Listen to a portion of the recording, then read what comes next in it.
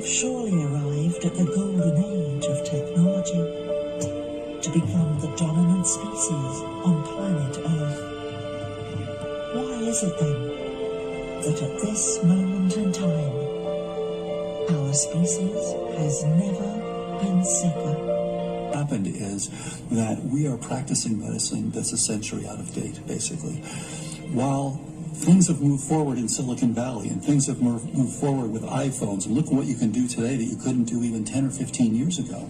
Medicine is still being practiced an old-fashioned way where we look for a specific diagnosis. And that 95% of all illness is either caused by or worsened by stress. In today's world, the stresses are 24/7, 365. The net result is illness and disease. It's your spouse, or it's your boss, or it's rent that's due in a week. And yet the system reacts as though it's a life-threatening situation. And if you're running a fight-or-flight response all the time, your immune system is compromised chronically. What we see here is belief itself shifts biology. That intelligence giving us life. It is the greatest healer in the world. These symptoms are brilliantly intelligent in waking us up.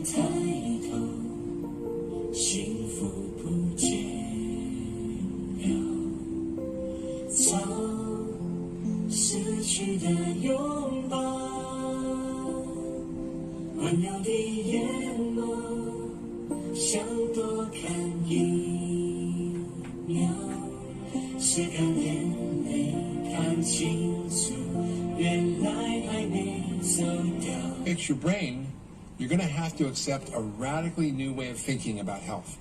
One that most doctors today still struggle to understand. It's the idea that everything is connected. This means everything we do, everything we eat and think, how we sleep and live can actually change our brain at any given moment. Your entire body, including all of the core systems within it, interact as a single, sophisticated symphony. You are one whole person, and all the pieces of your biology and your unique genetic code interact with your environment to determine how sick or well you are in this moment. What you do to one has enormous impact on the other. What you do to your body, you do to your brain. That means it is possible to heal your body and thereby heal your brain. We know that your thoughts, beliefs, your attitudes, traumas, life experiences directly influence your biology. We know that stress and other psychological factors can have a major impact on your health. This may pick up tension, restrictions or distortions in the client's system, all of which may be indicative of ill health. These restrictions are gently released, allowing the body to find its way back to wholeness, fluidity and balance.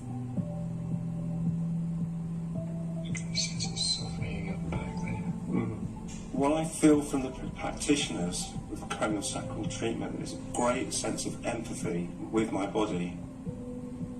I feel myself release tension and then melt into the hands of my own practitioner.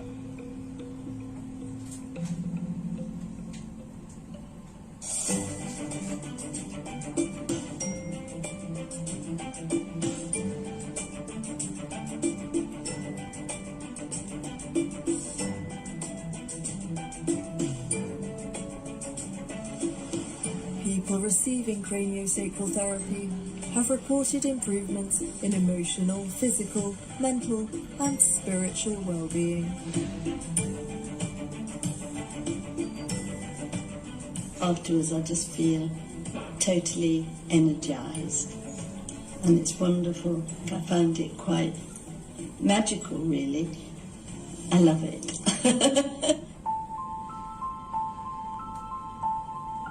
I can feel all of me again, instead of just separate parts. Here's how to try craniosacral therapy for yourself.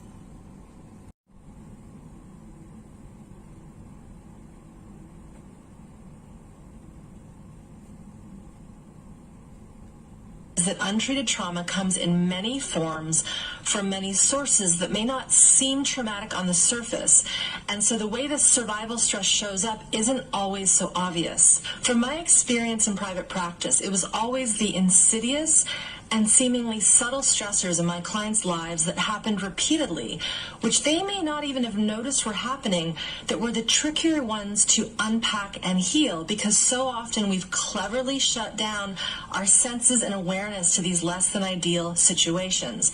In essence, they become part of our life, like another limb that's just attached to us, and yet they're draining our resources and life energy. So here are the 5 telltale signs that someone might have undiagnosed trauma in their system. The first sign is resistance. The next one is folks who eat super healthy but are still unwell. The third is so prevalent these days. It's those folks who feel anxiety and fear for no apparent reason. The fourth is being caught in a cycle of toxic relationships and self-sabotage. The fifth is chronic health conditions of the physical and mental kinds. There's 4 main categories of trauma, and they include shock trauma, accumulated stress, what I'll call medical and more trauma, and finally early and developmental trauma, which is actually the most common type in the industrialized world. The first kind that I'll review is shock trauma.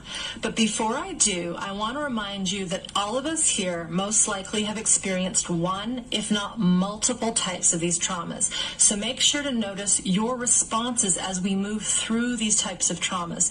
Feel your butt in the chair and pause if you need to. Shock trauma is what we tend to think of most when we think of trauma. 人体是一个组织严密、分工明确的智能工厂，昼夜不停地产生各种细胞，而每一个细胞的核内都有一套完整的基因。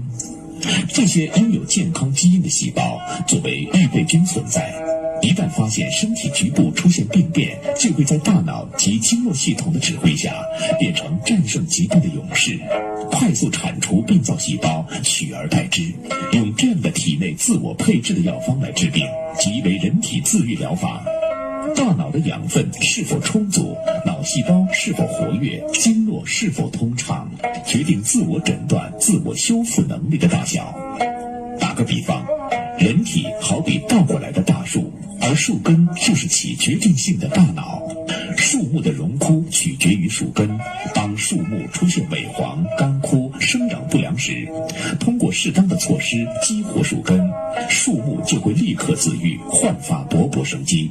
而人体也可以通过激活大脑，恢复身体自愈力，来防治各种疾病。在人体自愈力被发现之前，人们往往是通过药物来治疗疾病。随着生活水平的不断提高，环境污染的加剧和不良生活习惯的冲击，各种可怕的疾病也随之袭来。脑梗塞、脑中风、冠心病、心肌梗塞、哮喘、糖尿病，甚至是癌症，发病率越来越高，让人防不胜防。那么传统药物疗法又存在哪些弊端呢？它又给患者带来怎样的不幸呢？许多人在发病时，首先想到的就是去吃药。当这些药物进入人体发挥药效的时候，人体自愈力就受到了排斥和破坏，处于持续减弱或低迷状态。久而久之，许多患者根本无法感觉到自愈力的存在，而对药物产生依赖性。长期服药产生的毒副作用，不仅严重损伤了患者的肝肾功能，也大大削弱了人体的自我修复功能，雪藏了自愈力。这样，患者失去了一道与生俱来的防御屏障，只能接受药物治疗，后患无穷。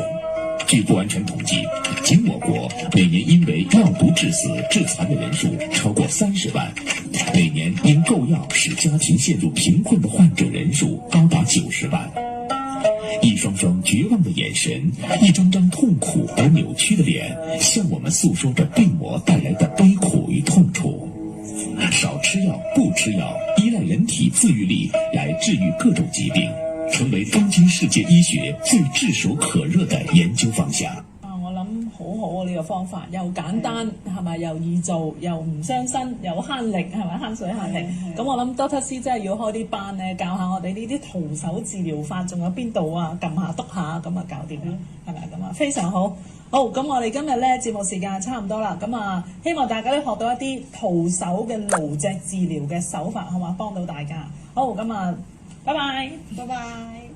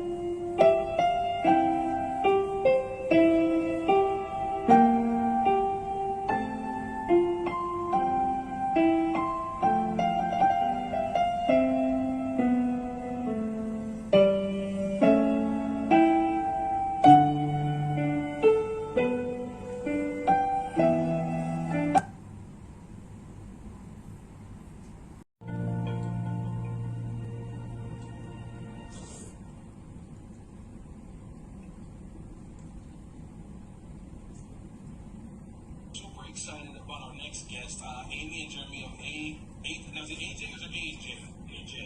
AJ Bodywork. So this, I'm not even kidding. I wish I were an actor. I'm not that good of an actor. That's why I'm still doing this job. But when you guys told me about what you do, it blew my mind right away. This might be the alternative that people are looking for when it comes to pain management. But tell me about this massage, because you know when people hear that massage, oh, I don't want to take my clothes on, I don't want to have to get oiled down.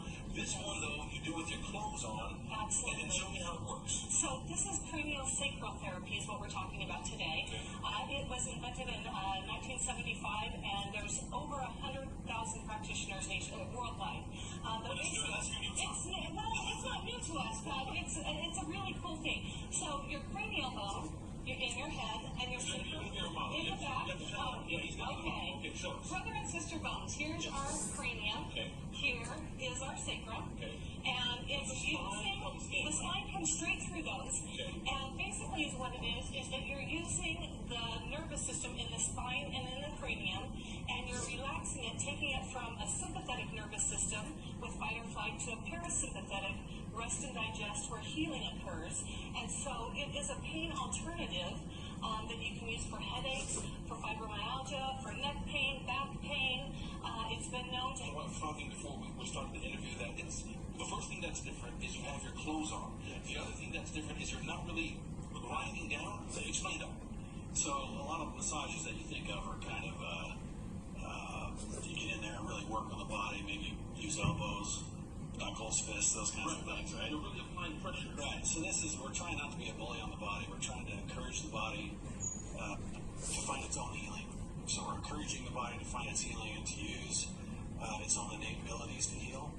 And we're just trying to help the body find that place where it can heal, where it goes into that rest and relax and starts to rebuild and regenerate, and those different parts that may be stuck that you have maybe tension in your diaphragm. It helps to relieve that tension, which then helps relieve everything else in your body. I mean, there's got to be numerous stories about some people have got some relief, otherwise they didn't before until they met you guys. You know what? It's really incredible because it's like we're going to be miracle workers. Although we're not healers, we call ourselves facilitators. I have my best friend, her husband had a brain tumor, and he had issues with cognitive, memory, and speech. And after a 50-minute session, his speech came back.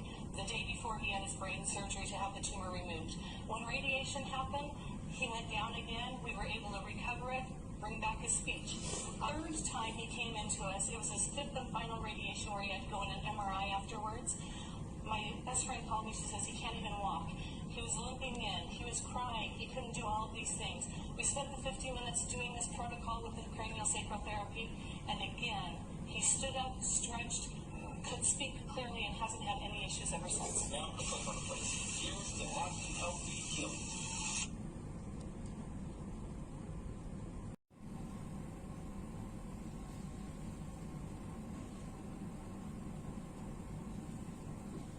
We are at the forefront of the evolution of neurology, like what is possible with healing in the brain. I'm so excited for that. Everybody should be doing these things because we don't want to wait until someone develops Alzheimer's or dementia, because that's kind of like the end game, right? We want to make sure we catch those things earlier on. But the exciting thing is, even if it is endgame, there's things we can do to reverse that. But the brain is unique. Not only does it respond and require nutrition to thrive, but it also needs exercise and activation. Treat depression and autism, and Alzheimer's, or any disease that affects mood, behavior, or the brain, we must learn how to get rid of the causes of inflammation, such as leaky gut, and also to restore the normal immune balances through the food we eat, through nutrients, exercise, sleep, and stress management. You can impact your brain through your diet and heal your body. In fact, your body and your mind are not two separate systems. They're one elegant, continuous ecosystem. What you do to the body affects the brain, and what you do to the brain affects the body.